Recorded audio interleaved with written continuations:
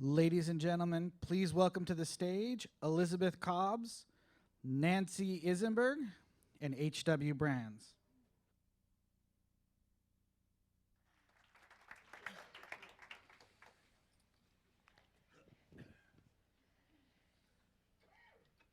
I think we have to make this up ourselves. I think we do. And didn't we agree that Nancy's going to go first? Yes!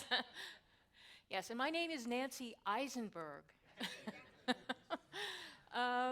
Yes, this is going to be more informal, but since I have been writing op-eds and giving talks about Hamilton the musical, I think that's part of the reason that most Americans have revived an interest in the relationship between Hamilton and Burr.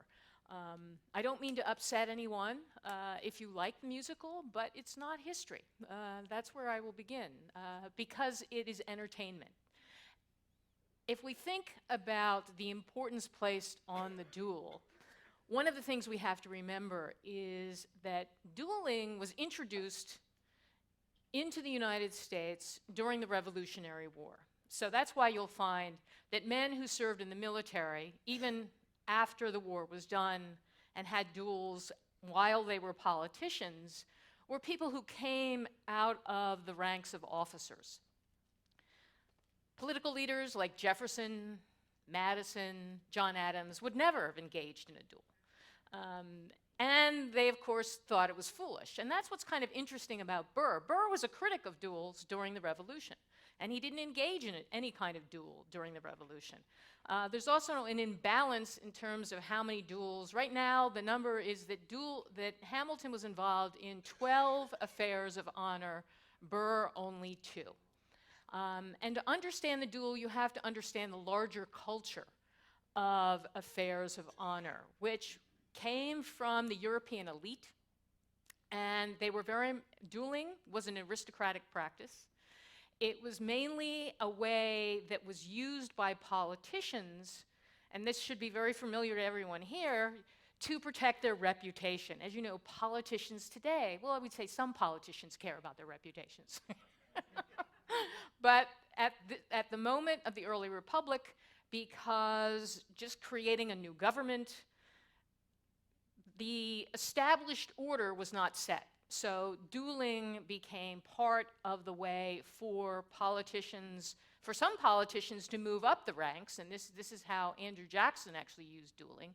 But for others, like Hamilton and Burr, it was mainly a way to defend their honor. The purpose of an affair of honor, which had various ritualized steps, you would approach the person who you were felt insulted by, and if they wouldn't apologize, then it would move to the next stage where you would have to bring in seconds, so the two main parties would no longer directly communicate or meet with each other. And then the final stage, if there could be no agreement or no resolution, then they would go to the field of honor.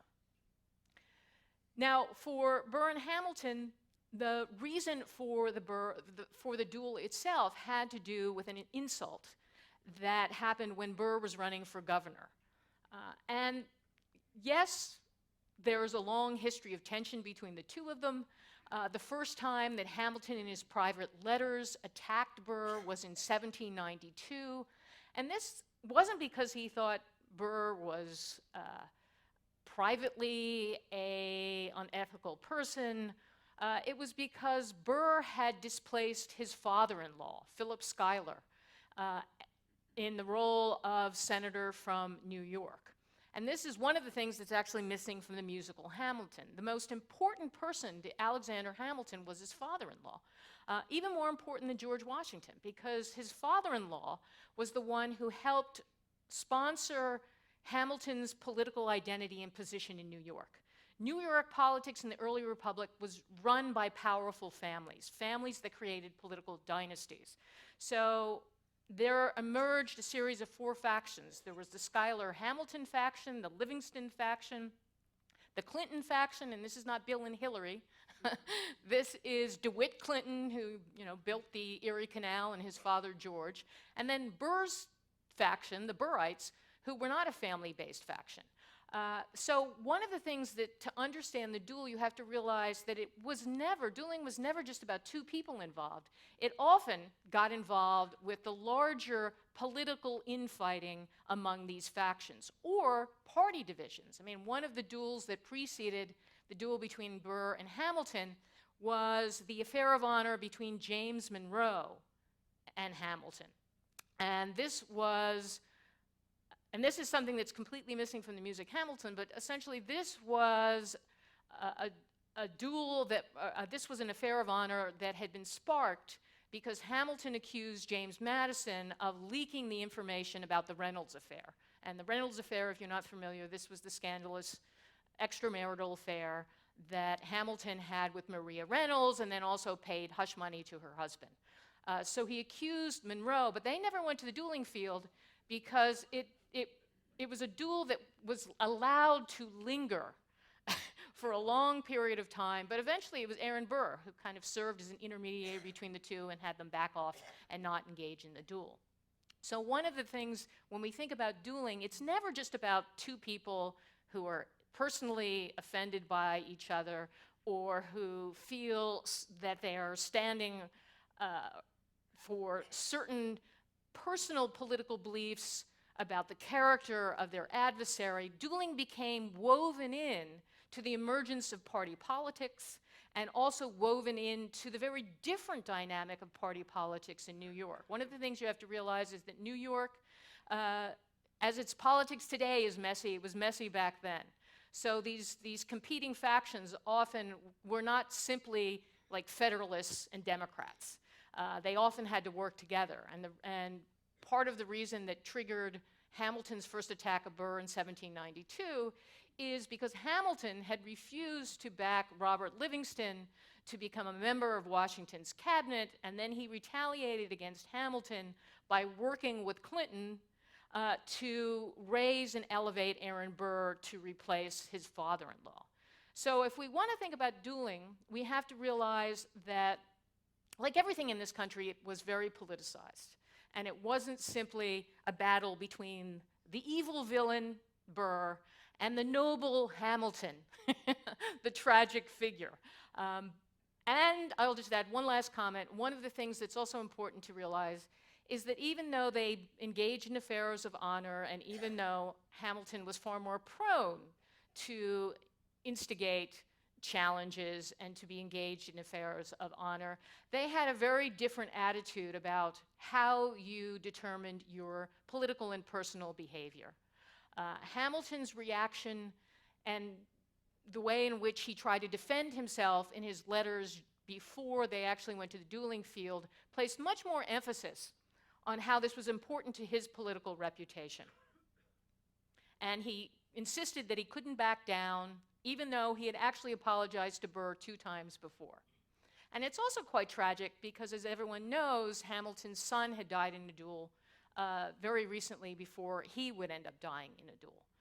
Where Burr was much more, he basically felt that Hamilton violated what would be the political codes of civility during the early Republic, and felt that Hamilton's behavior, his insult in front of a public group of men, violated what Burr thought was important, which was decorum and how you carried yourself.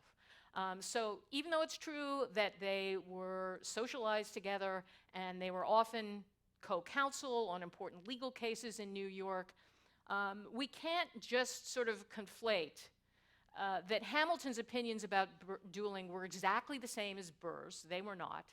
And we also can't sort of gloss over the fact that many things that are told about the duel itself are not true.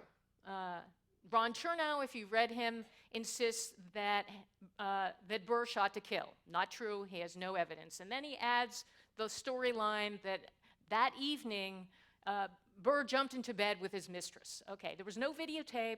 There's no evidence. This is all made up. And it's made up because he wanted to prove that, Burr was so evil and horrible that not only did he murder Hamilton, but he was celebrating with his mistress that evening. And this is part of the baggage, and one of the things I deal with in my book, is that all major public figures, and figures like Hamilton and Burr, there has been a lot of myths that have been invented about them. There has been more fiction written about Burr than serious historical scholarship.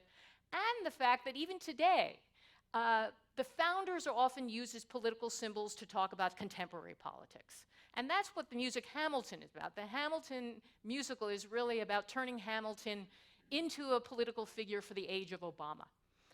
And we have to realize that that's true of every generation, that they reinvent the founders to satisfy what are our political needs, rather than being careful about making sure that you don't repeat things that aren't true, you don't go back to the archive and actually see if there's evidence to substantiate these arguments. Well, I'm going to say that since Nancy commented, I think quite rightly, that there has been a whole lot of fiction written about Hamilton and Burr. Lisa? So Who admits to it? I would admit to it. So Nancy wrote a wonderful biography, a true, stand-up. I always say stand, but I don't know why. I write history, I write nonfiction, but also fiction. And so she wrote the nonfiction account of Aaron Burr. And I decided as a historian, I sometimes dabble in fiction, which I think it's always very interesting because you get a chance you have to imagine some things because there are no videotapes. We know that Hamilton and his wife had 8 children. We don't know how unless we use our imagination because no videotape of how they had these 8 children. But we know that they had, obviously a full sexual life and things like that. So in what I thought I was interested in doing, a friend of mine who's another historian, I was looking for a topic for a second novel, and I'd written about Charles Francis Adams in the American Civil War in my first novel. And I've written 4 other books of history, or 5, so I write history and fiction. And she said, how about Alexander Hamilton? Now, this was a number of years ago, and I said, oh, well, yes, even the devil deserves his due. That's great. I'll write a book in which the villain is so clear, in my mind, Alexander Hamilton. Having taught American history for many years, got a PhD at Stanford University, I'd sort of imbibed the general, view of Alexander Hamilton as, kind of a jerk and kind of a schemer and a monarchist and the sort of the bad guy, good cop, get bad cop, Thomas Jefferson, Alexander Hamilton. And then I started doing the research for this fiction book. And my feeling as I came away from this was, I have this completely backwards. All this time, I really had the story wrong, to my mind. And, I felt like Hamilton, the things that Hamilton did should speak for him. And essentially, I went back and read parts of Nancy's book today and yesterday to get ready for this. I had read it before. And I was thinking about how when we look at the founders, there's just this welter of accusations and counter-accusations, and everybody says nasty stuff, and you're like, God, maybe they're just, I don't even know how to begin to sort out and decide who was the real nasty piece of work and who was actually the upstanding person, et cetera. And then I came away, because Nancy, thinks a lot of Aaron Burr, and I understand that. But then I was like, what keeps coming back to for me with Hamilton is the deeds of a person and the deeds that they do. And so in terms of looking at Hamilton's moral character, this is why I became, in a sense, a partisan of Hamilton. And the other thing, the difference between writing fiction and nonfiction is that when you write fiction, there is a big difference in that you are telling this from the point of view of the person who is the story, who is the person of the story is about. So I wasn't inhabiting Aaron Burr, I was inhabiting Alexander Hamilton and Eliza Schuyler, because the novel has both characters equally developed. And so then it's an interesting problem, because you're not trying to say, okay, let me give Burr all his due, because my character certainly wouldn't, give him all his due. He felt the victim of Aaron Burr. Aaron Burr would have felt the victim, and did feel the victim of Alexander Hamilton. So it's a writer's position is different in that kind of work. In terms of what Nancy's saying, absolutely, honor is so different. I mean, part of what we do as historians and also as fiction writers is you're trying to imagine a world which is so different from yours. And the word honor meant so much. And it wasn't until I was writing this book, and I went back and I happened to be reading the Declaration of Independence, and the last word is honor. we pledge our sacred honor. So the most valuable currency you possess in your pocket as a man, and of course this is true military officers, she's right, that this is particularly important. But the notion that your honor is, in fact, your most basic possession is part of what this duel was about. Aaron Burr feeling his honor had been impugned. Alexander feeling that even if I have to leave behind 7 children with no source of support, a 2-year-old being the youngest, my eldest son having been killed in a duel, I have to do this for my honor. So it's hard for us to understand all of what that means. I think especially for someone like Alexander Hamilton, who I came to appreciate in a very deep way, he was a person who was a bastard. So I'm using the term that was the important term of that era. As John Adams famously said, the bastard brat of a Scotch peddler. So he was illegitimate and the child of a peddler, the bastard brat of a Scotch peddler. So when in the film, rather the musical, and if you've seen the musical, and if you haven't, just listen to the musical, as the music is fabulous. And Aaron Burr at one point says, "Why do you always have to be the smartest in the room?" And by the way, that can be obnoxious. As a professor, we struggle with this. Because, we have to be careful not to let our heads get too big. And but for someone like Hamilton, it's the only way you got in the room. Aaron Burr was born in the room. Not true. Okay, well, he has a pedigree. He has this Right. family heritage, Right. which is of great value. Right. And for someone like Hamilton and for many others, he was one of the few people in that sort of founding group who's just nobody from nowhere. So defending your sacred honor, I think, has a deep resonance for someone like that. So I could go on because I'm a professor, wind me up. But I think happy we'll take questions after this. But I think there is, I guess the last thing I would say about Hamilton and how I got into measuring him by other than the words that his opponents slung at him or that he slung at his opponents. And I go back to the question of deeds. Here was a man who served in the Revolutionary War up through the very last part of the Revolutionary War, led one of the final charges at Yorktown. A man who actually did build our government in so many important ways, created this government. A person who, had children, did not take his father-in-law's money, lived on his own dime, and who, oddly for a politician, and this is an honor issue too, why in the world did he confirm this affair with Maria Reynolds? And all of his best friends, smart men, smarter than Hamilton, said, don't admit it.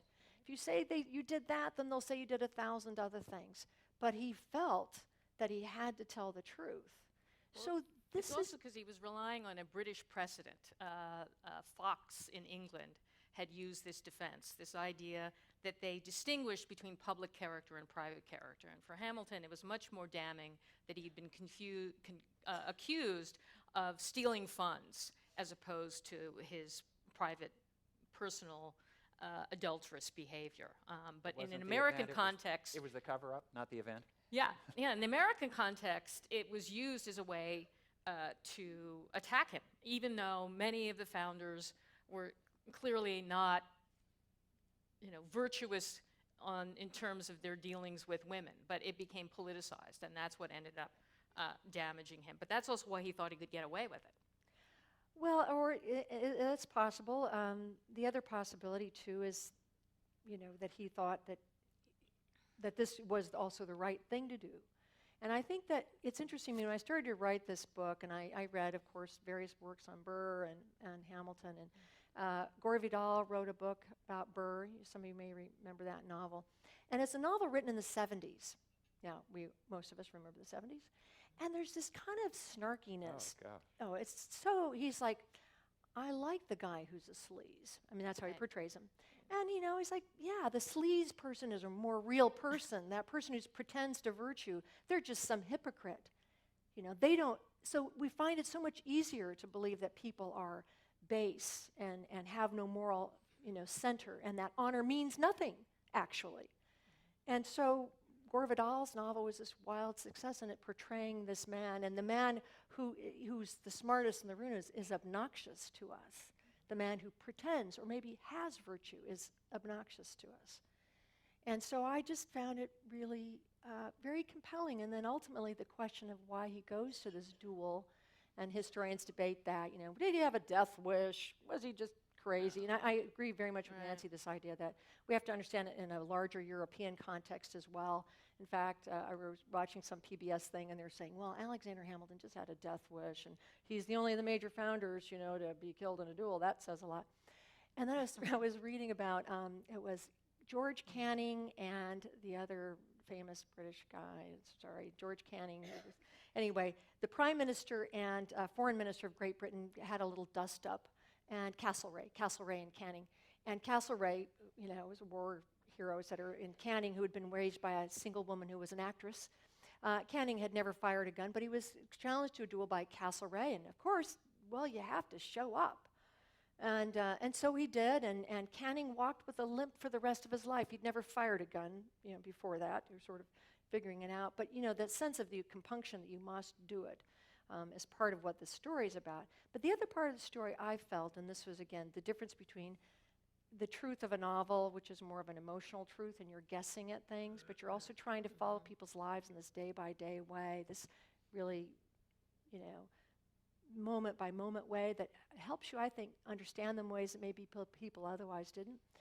And you think about the fact that his son Philip, went to his death to defend his father's honor, right? That's why Philip is killed. And he does, like his father, believe, I should reserve my shot. I don't want to kill this person. I should, fire in the air or whatever. And can you imagine being a father, and your son has died for your honor, and 2 years later, you're challenged to defend that honor.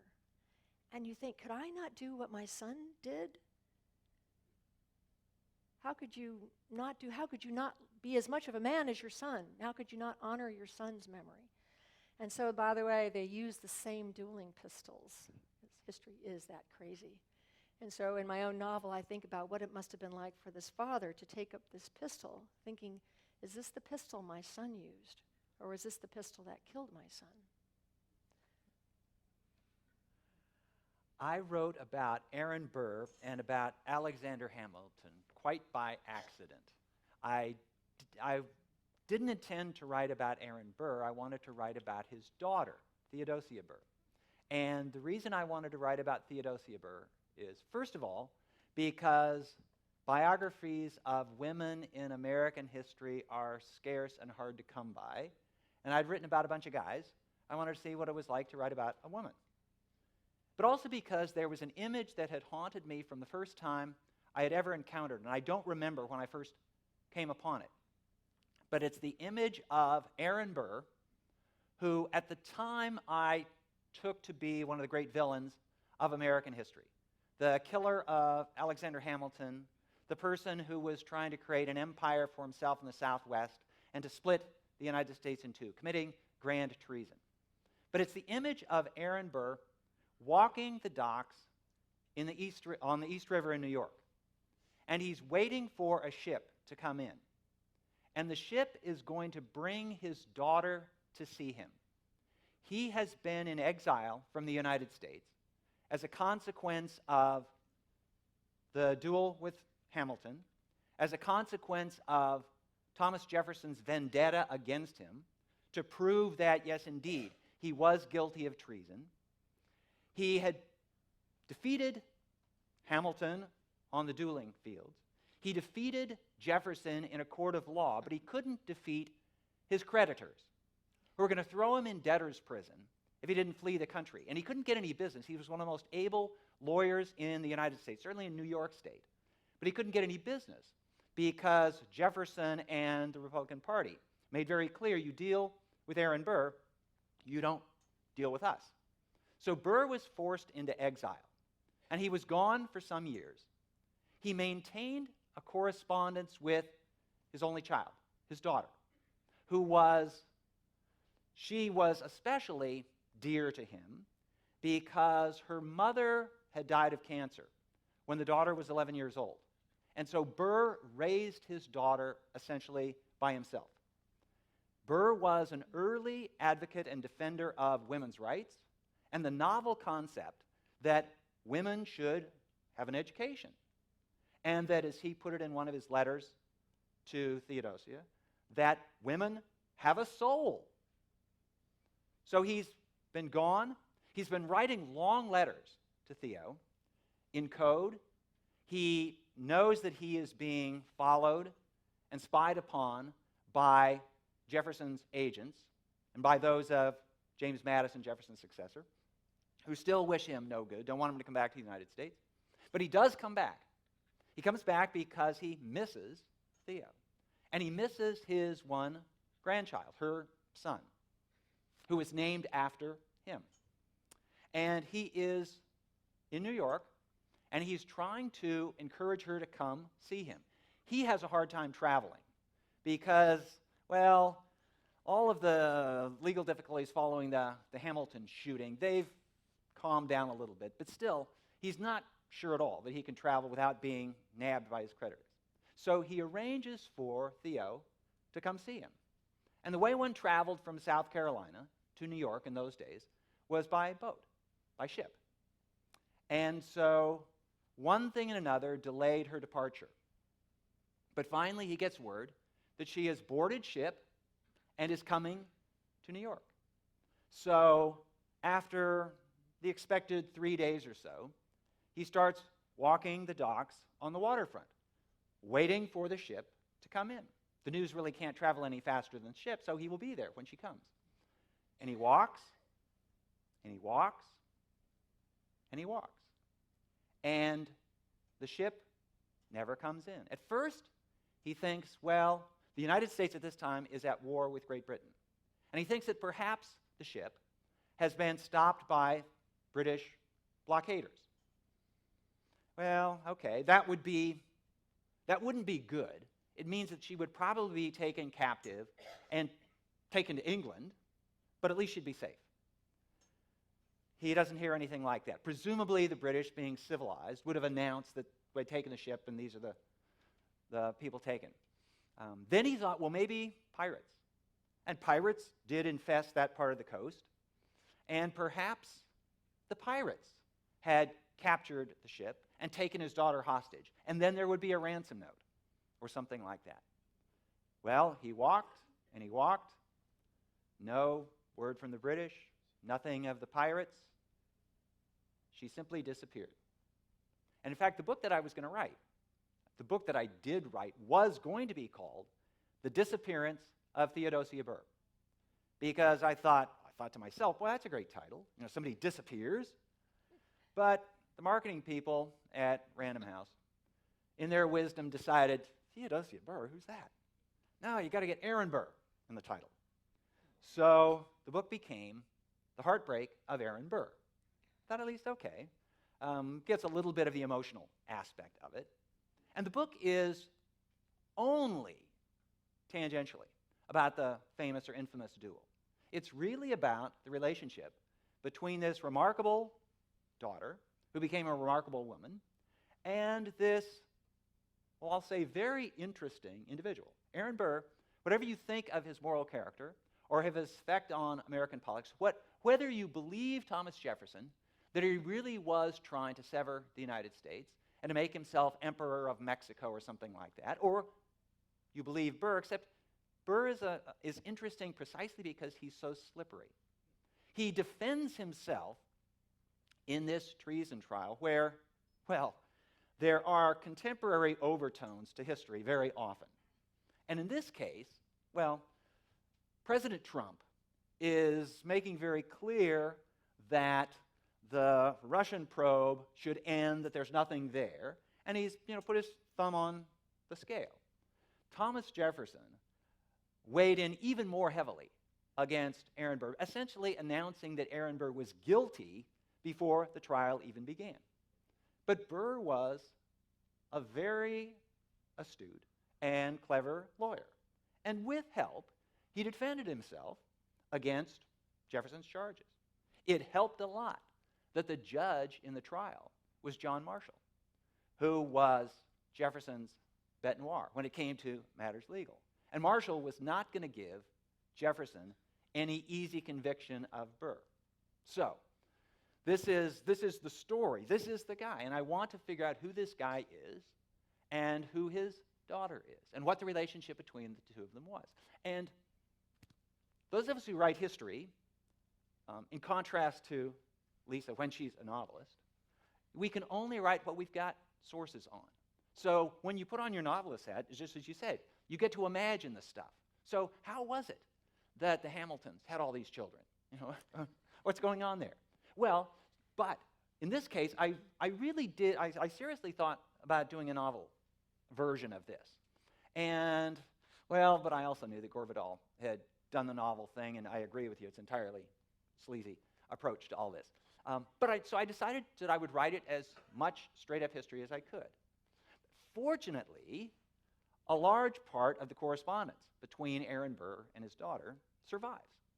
And so it's possible to reconstruct this conversation that they had. And in this respect, the historian benefits from, I'll call it the distress of the individuals that the historian is writing about. And you see this, for example, in biographies of John and Abigail Adams. Now, they're a great couple to write about, and one of the reasons they're so great to write about is they spent so much time apart.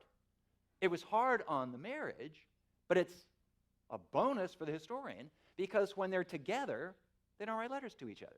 And what they say over the pillows doesn't survive.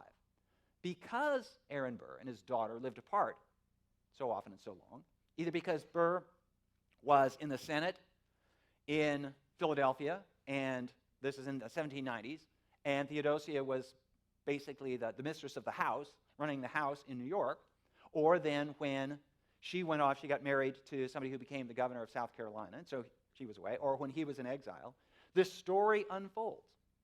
I find it very appealing, and in this regard, I see, I'm not going to call this a biography exactly, but it's the personal story of these two individuals. One of the things I find appealing about looking at this approach is that I think it is the closest nonfiction genre to the novel. Because one of the things that characterizes novels, if you just pull a novel off the shelf at the library, pull one off of here, and start flipping through, one of the things you recognize in most novels is that there's a lot of talk. There's dialogue. The characters speak. And so we learn about them through what they say. When you have, as I was fortunate enough to have, in this case, when you have Aaron Burr speaking to Theo Burr in these letters, well, they speak. And I hope that they come alive on the page. And I will say that through all of this, I suspended judgment over who was right and who was wrong, if those terms are even appropriate to the duel. It's in the nature of things like this that people tend to choose sides. But I sort of held my judgment in abeyance there, because that's not central to my story, except in the sense that Burr writes a very touching letter to his daughter on the night before the duel, because he realizes there's a very good chance I'm not going to come out of this alive. And so he explains, how deeply he has felt for her all these years. And there is a bit at the end where he says, and there's a particular batch of letters that I want to make sure you burn, should I not survive. But anyway, so it's the story that I try to tell, and it is, I find this aspect of this public figure, the personal aspect of the public figure, to make Burr, to me, a very attractive individual. Now, it's entirely possible that Burr pulled the wool over my eyes. He could be very charming. And sometimes I wondered if maybe he charmed me too far. But I don't know, I don't think so. And as the father of a daughter and two sons, I can certainly sympathize with what he was going through when he was apart from her, and why the thing that he wanted most dearly was to see his only child. And so I'm taken back to that lonely figure walking on the New York waterfront, never seeing his daughter, never quite knowing what happened. To this day, we don't know what happened to her.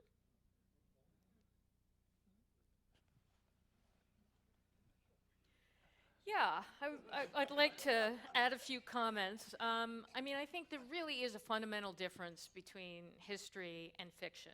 And it's one of the things we have to preserve because, as you were explaining, you have to rely on the sources that exist. And there are sources how certain people have misread them. I mean, this is the problem of even understanding the duel. We have a limited number of sources that help us explain the duel. We have Burr's letter that he wrote to Theodosia and to his son-in-law before the duel. We have Hamilton's letter that he wrote before the duel, and this is when he claims that he's going to, hold his shot or shoot it in the air. But the most accurate source we have is the accounts of the 2 seconds and their description of what actually happened. And this is where things get tricky and people do pick sides. I'm right. I have to say, I didn't write about Burr because I loved him, because I wanted to recover him. I'm a historian who likes to unravel what are stories that we think we know, what would have been given a certain spin, that the common sense narrative claims that this is the only way you can interpret this story. And I like unraveling those problems. And it always struck me as very odd that Burr, who was such an important political figure and did many things. I thought it was funny when you said you wanted to talk about Hamilton's deeds and his words, where Hamilton's words are so important and they're a part of the political culture. But there's been, the bias throughout history has been clearly more in favor of Hamilton when he's compared to Burr, but you're right, more in favor of Jefferson when he's compared to Hamilton. So we have these, and we have this strange way in which these stories inform choices that people make, as in the case of Chernow, who clearly is very attached to Hamilton and just wants to see Burr as the villain. So one of the things with the duel, one of the things we have to be aware of is that it's not clear, and this is where it always gets sticky, because people want the photograph. They want to know exactly what happened on the duel in that day, because how we tell that story then becomes a way to explain how we feel about Burr and Hamilton. But the seconds who watched, and this is one of the things, I teach legal history. Witnesses who are interviewed for crimes often explain, they give different details of what they saw. You can't even be certain. I mean, if something happened here today and we went around this room and asked people, they would remember it in a different way. So you have the 2 seconds who were there and observing, and then they had to write statements, an account of what actually happened. And this is one of the problems, is that the 2 sides couldn't agree about who shot first. They couldn't agree that Hamilton shot in the air or just didn't shoot at Burr. Burr's second felt that Burr tripped, that influenced his shot. And the other thing that makes it complicated about the dueling pistols is that Hamilton owned dueling pistols that were intended to be used for duels. I actually own a dueling pistol that my mother gave me that was a woman's dueling pistol. And a dueling pistol was designed, it had a smaller barrel, it was not designed actually to necessarily kill the person. This is one of the worst mistakes that Hamilton ever made, was when he decided to use the dueling pistols of his brother-in-law, John Barker Church, who was married to Angelica Schuyler. She was not single, as in the Hamilton musical. So essentially, he brought these dueling pistols, and unfortunately, because they had a bigger barrel and a bigger ball, they were more lethal. And in addition to that, they had a secret hair trigger, which was something that really violated the rules and the standards of dueling, because you were supposed to be honest and upfront. And the problem with the secret hair trigger is it gives, even though both guns had the hair trigger, the point was it gave Hamilton an advantage. Now, whether he used it or not, we don't know. You can kind of assume things, but we don't know. So every detail that we have, what I'm saying to you, there's 2 opinions. It's contradictory. So if you think that you know exactly what happened, or as it's portrayed in Hamilton the musical, that Burr sort of saw Hamilton discharge his gun, paused, had a moment of angst, but still shot, again, that's not clear, and it's contradictory. And that's kind of the messy side of history that people often don't want to appreciate. Even if you go into the archive, even if you try to sort through this material, you have to realize that some things are not going to be as set in stone as you would like them to be. And that's why I think when we try to understand the duel, we have to realize it's a piece of a much bigger story of both of these men's lives. In Burr's case, just to give you some background if you're not familiar, he also was a war hero. Basically, he trekked through the forests of Maine for the invasion of Canada. Believe it or not, we invaded Canada in the American Revolution. And he was awarded a commendation from Congress because his general, Richard Montgomery from New York, was shot and killed, and he tried, and this is also a matter of debate, whether he tried to rescue his body, but his body was in a different position. So he was given a commendation. Burr was Attorney General of New York. He was offered a position on the Supreme Court. He wasn't a man without ideas. This is kind of one of the myths that is circulated or in the musical portrays him as a flip-flopper. Yes, he wants to be the man in the room, but he has no principles. He's not committed to anything. And if you actually look at what he did in the courtroom, if you look at the policies that he backed in New York, you see that there's a very clear indication. He supported debtor reform. He supported changing the way in which senators were elected in New York. He played a crucial role after the duel because he was still vice president in overseeing an impeachment trial of a Supreme Court justice. So in a way, we have to pay attention to their letters. In the same way, we have to look at what did Burr write to his daughter. And the reason that he used that allusion to his soul is because that comes from Mary Wollstonecraft. And this is where Burr was light years ahead of everyone else except for Albert Gallatin, who also had kind of more egalitarian attitudes towards women, which were not at all common. Essentially, this came from Mary Wollstonecraft, who was the leading feminist of the 18th century. And he didn't just educate his daughter. She knew how to speak Italian, she knew how to speak French, and what was really radical is she knew Latin and Greek. No women were taught Latin and Greek. John Adams didn't even allow Abigail to teach their daughter because this was seen as the masculine education that was unsuitable for women. And when Burr, along with his wife, decided to educate their daughter in this way, he very much said this was going to prove to the world that women were the equals of men.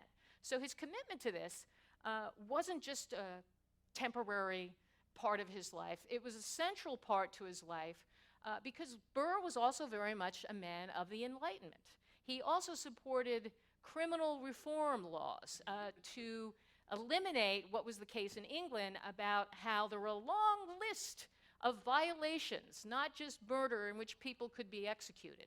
So if you read Burr's papers and if you try to understand him, you realize that he's extremely smart.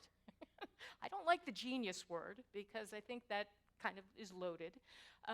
But he's also one who was well-versed. He had an incredible library. He read widely. When he's in exile, he decides he's going to master Swedish law, and he does. So this is a man who does, like Jefferson, very much reflect the Enlightenment ideals. But unlike Jefferson, he's a Bentham and a utilitarian. And he actually stayed in the home of Bentham, who was the leading utilitarian thinker in England at the time. He stayed in his house, went up into the attic, and read everything that Bentham had written. And their conversations were about suffrage, were about political reform, about women's rights. So we have to kind of appreciate that Burr is as much a man of the Enlightenment as Hamilton and Jefferson. But their approach to the Enlightenment is actually different. Their approach to politics is different. And that's where I think in understanding these people is trying to understand the way they thought in the context of their time. Unlike fiction, which you just said, you want to kind of get inside Hamilton, see the world through his eyes. As a historian, I want to see these people in the context not only of their own relationship or how they look at the world, how did they interact with people? How did other people respond to them? How do we kind of put them in this bigger political context of the Enlightenment, of the emergence of politics in the early Republic, and the really interesting things where they do part company. Hamilton was not a feminist at all, and he attacked Burr for his feminist ideas. So that's where we can't sort of make Hamilton or Burr into people who would walk in here today and we would assume that we know exactly what they think and they think just like us. They are men of the 18th century. Yeah. So I would like to conclude, if you don't mind, by saying that I think this is never going to be really resolved. I have several riposts to Nancy's point of view, but I have High brought time. here, these are not exactly matched dueling pistols, but they are the same caliber, I'd like to point out. And so I thought maybe we could conclude, and Bill I will be second. as our second, that Nancy and I, but we might want to shoot in the air. And Yeah, I was going to say, I don't know if I want to get wet. And I have glasses, so if you get me in the All right. Well, glasses, that's I not won't be able fair. to see. So anyway, thank you so much for coming.